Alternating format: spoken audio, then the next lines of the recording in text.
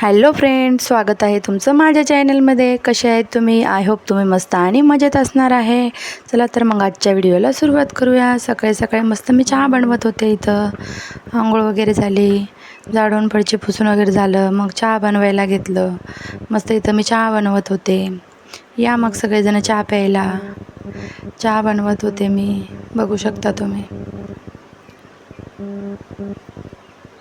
चहा बनवला आणि मग नंतर इथं दिसेल तुम्हाला समोर चिकूला दूध दिलं आणि आम्हाला चहा घेतला. आणि मग मी बघू शकता पुढे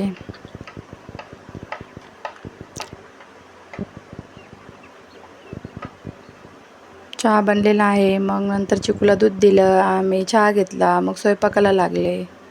मस्त गरम गरम चपाती बनवत होते. इथं मी चपाती बनवत होते, बघू शकता तुम्ही, छान असे. आज तुम्ही काय बनवलं जेवायला? कमेंट करून नक्की सांगा. आणि व्हिडिओ पूर्ण बघा. तुम्ही व्हिडिओ बघत नाही आणि बघता तर मग लाईक करत नाही. मग व्हिडिओ पूर्ण बघा प्लीज. मग चपात्या वगैरे झाल्या. मग मस्त अशी शेवग्या शेंगाची भाजी केली होती इथं मी, बघू शकता तुम्ही. भाजी किती छान झालेली आहे.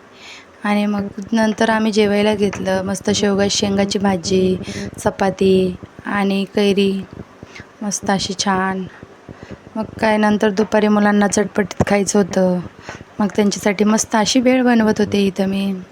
पहिले तर मुरमुरे घेतले, मग त्याच्यात फरसाण टाकलेलं आहे, बघू शकता तुम्ही. मग नंतर कांदा, टोमॅटो, कैरी, परत कोथिंबीर चिरून घेतलेली होती बारीक, मग ते टाकत होते. उन्हाळ्यात कैरी आली म्हटल्यावर मग भेळ खाण्याची मजाच वेगळी असते. मस्त कैरी टाकली की खूप छान लागते.